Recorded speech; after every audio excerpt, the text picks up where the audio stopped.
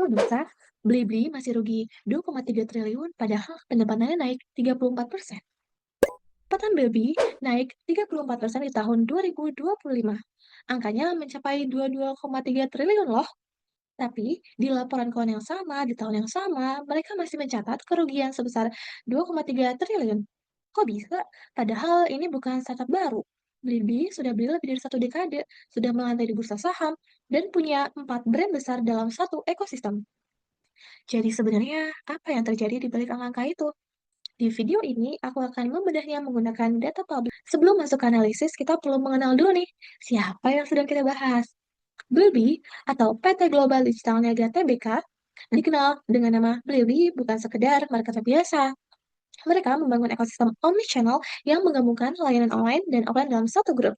Di bawah payung yang sama ada Blibli untuk e-commerce umum, Tiket.com untuk travel dan hiburan, Flash Market untuk supermarket premium, dan Dekor Rumah untuk furniture serta dekorasi rumah. Mereka hadir di ratusan kota di Indonesia, punya gudang sendiri, jaringan toko fisik, dan satu program loyalitas yang disebut Blibli Ticket Rewards. Secara konsep, satu akun bisa dipakai di seluruh platform tersebut. Kalau model ini berhasil dijalankan dengan sempurna, sebenarnya sangat kuat dan sulit untuk ditiru sama pesaing. Masalahnya, pangsa pasar mereka masih kecil. Shopee menguasai sekitar 54% pasar e-commerce di Indonesia. Gabungan Tokopedia dan TikTok Shop sekitar 38%, sementara Blibli cuma 3%.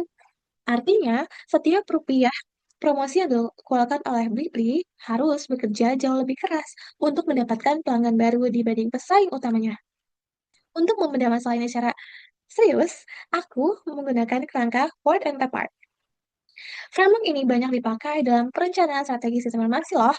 Nah, sebenarnya prinsipnya sederhana. Kita kumpulin dulu nih informasi dari berbagai sisi, lalu kita analisis kesenjangan ataupun gapnya antara kondisi saat ini dan kondisi yang ideal. Kemudian kita susun deh rekomendasi strateginya. Nah, di tahap awal, aku melihat kondisi bisnis internal Blibli menggunakan beberapa framework. Framework pertama, BMC atau Business Model Canvas. Dari 9 elemen bisnis yang dipetakan, ada dua hal yang sangat bergantung pada kualitas data pelanggan yang terintegrasi.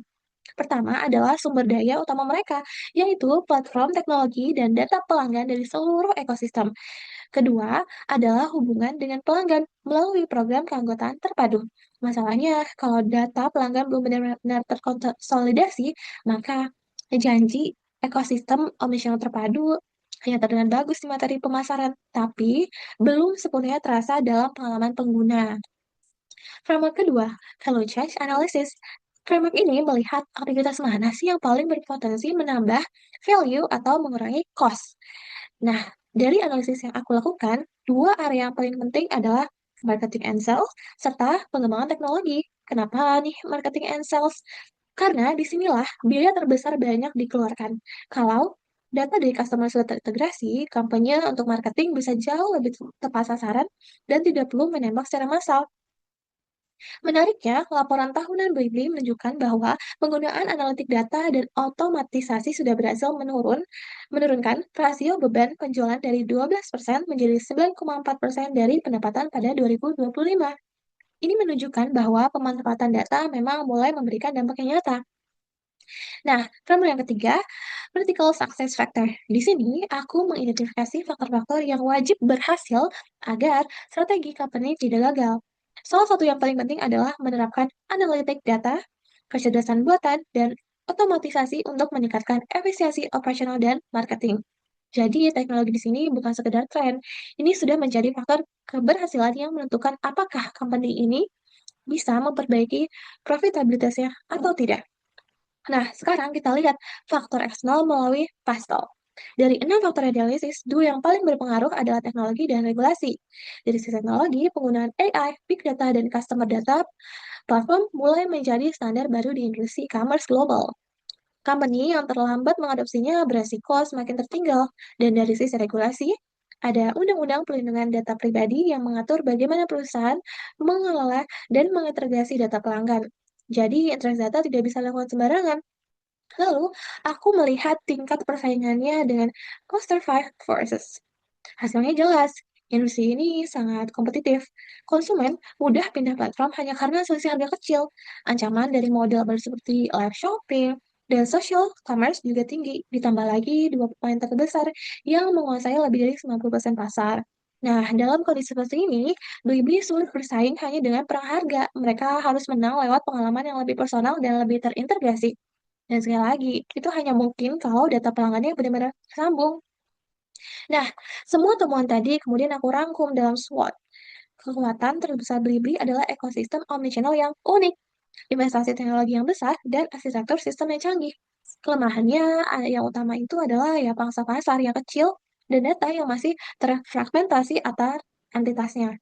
Lalu, peluangnya datang dari pertumbuhan ekonomi digital di Indonesia dan juga tren personalisasi berbasis AI. Ancaman terbesarnya adalah dominasi pesaing besar dan konsumen yang semakin sensitif terhadap harga.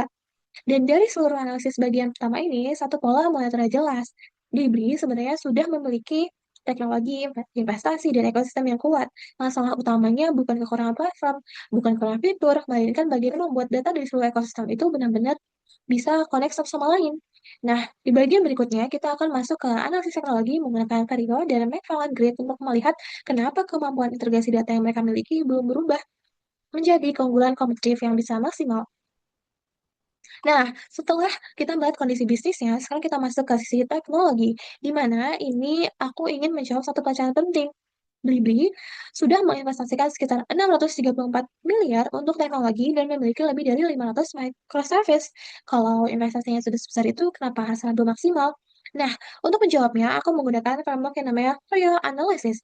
Vario adalah alat untuk melihat apakah sebuah kemampuan atau sumber daya benar-benar bisa menunjukin ataupun bisa menjadi keunggulan kompetitif yang berkelanjutan. Ada 4 pertanyaan yang diajuin.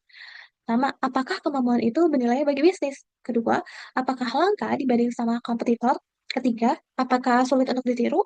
Dan keempat, apakah perusahaan sudah benar-benar siap memanfaatkannya secara maksimal?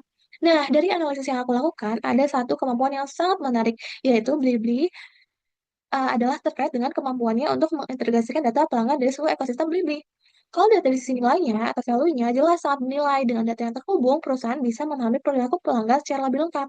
Dari sisi kelangkaan yang juga ini tuh cukup unik karena tidak banyak perusahaan di Indonesia yang memiliki kombinasi marketplace ada, layanan travel juga ada, supermarket, premium, dan juga toko furnitur dalam satu grup bisnis. Dari sisi kemudahan untuk ditiru sebenarnya kemampuannya juga tidak mudah untuk dikopi. Membangun ekosistem sebesar ini membutuhkan investasi yang besar, waktu yang panjang, dan pengalaman operasional yang nggak gampang. Namun, ada satu aspek yang masih belum optimal, yaitu gimana si company ini bisa mengorganisasi seluruh kemampuan tersebut agar benar-benar bisa hasilin value untuk bisnisnya. Dengan kata lain, potensinya udah ada, tapi belum dimanfaatkan secara maksimal. Ibarat orang yang memiliki mobil balap tapi masih dipakai kayak mobil biasa. Mobilnya hebat, tapi performanya belum keluar sepenuhnya.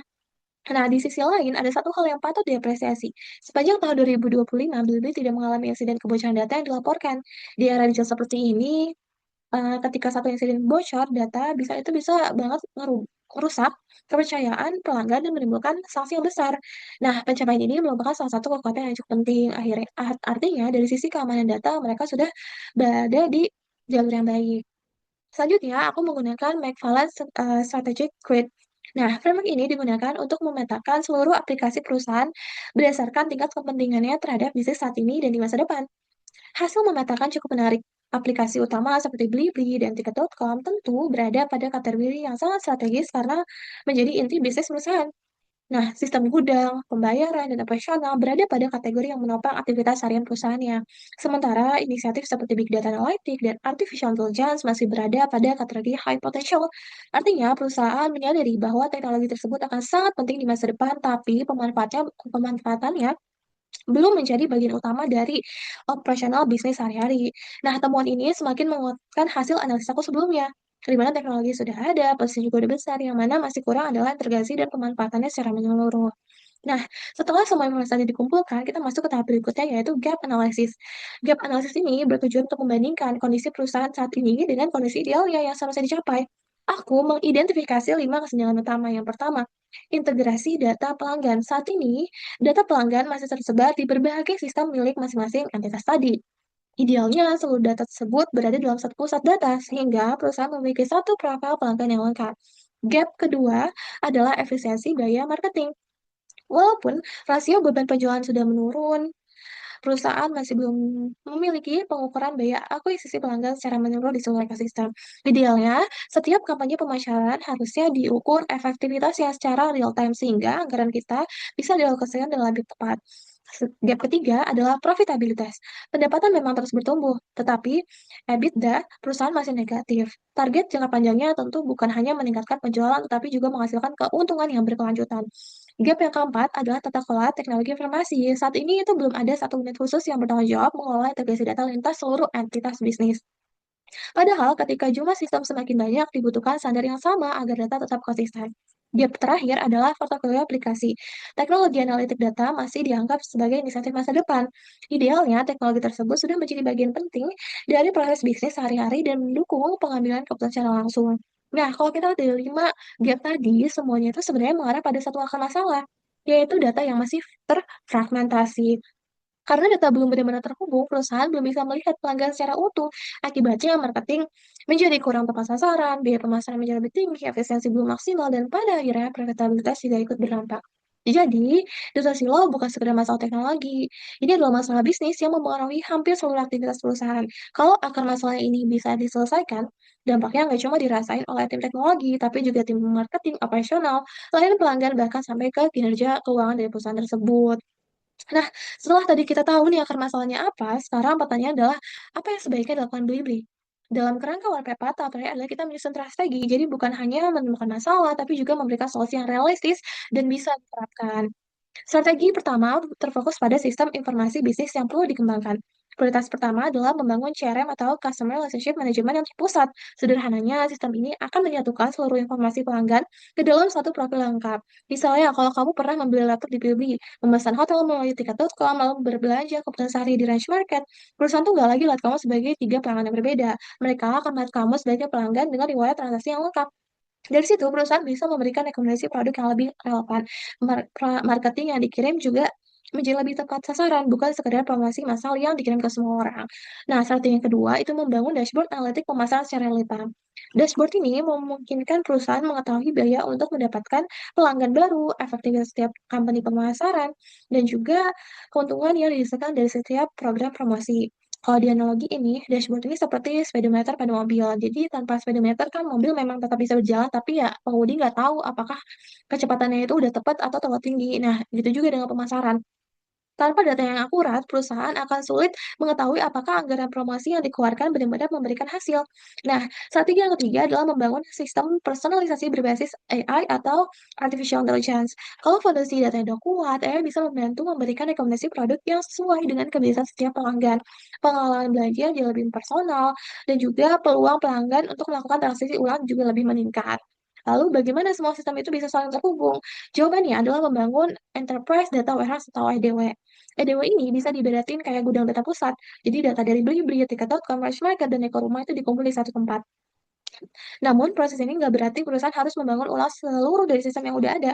Justru, pendekatannya lebih realistis adalah menghubungkan sistem-sistem tersebut melalui API. Dengan cara ini, masing-masing platform tetap dapat berjalan seperti biasa, tapi data pentingnya itu saling terhubung. Nah, pendekatan seperti ini jauh lebih aman, lebih cepat diterapkan, dan tidak mengganggu operasional bisnis yang sedang berjalan. Selain dari teknologi, perusahaan juga memerlukan tata kelola yang baik. Karena itu, salah satu rekomendasi penting adalah membentuk unit khusus yang bertanggung jawab terhadap integrasi data.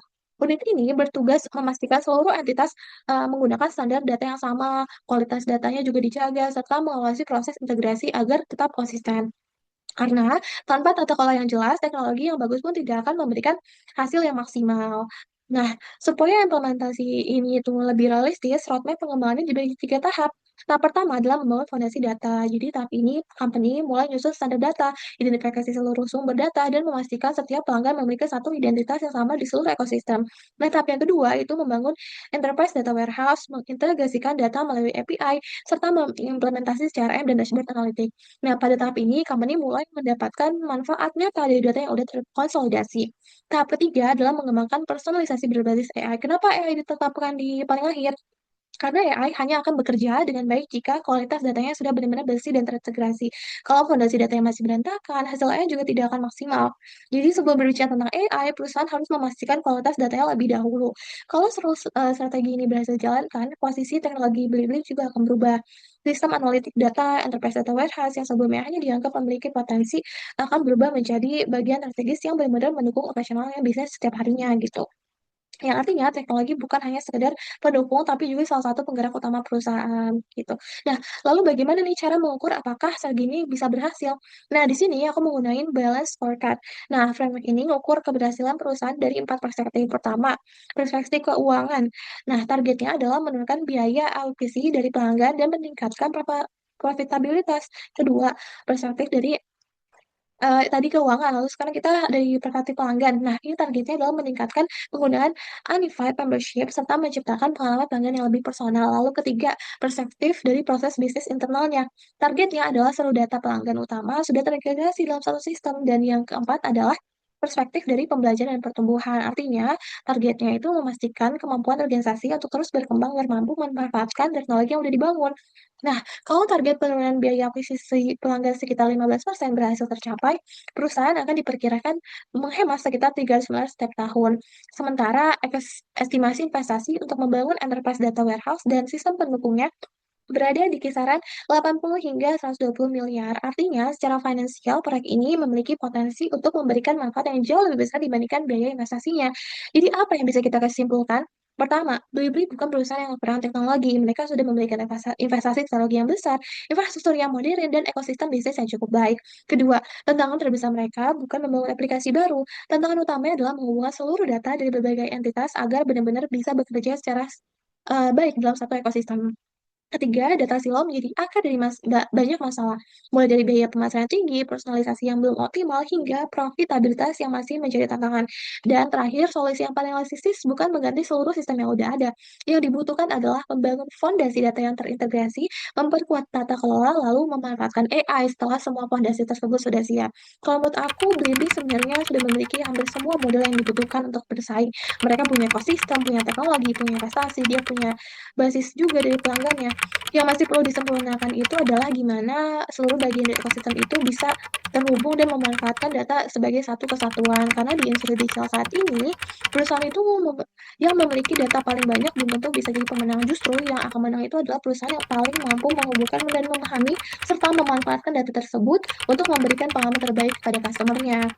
Nah, menurut kamu sendiri bagaimana kalau kamu pernah menggunakan Blibli, Tiket.com, Matchmarket, ataupun Deko Rumah, apakah kamu merasa pengalaman yang sama di platform tersebut? Coba tulis di kolom komen ya. Terima kasih.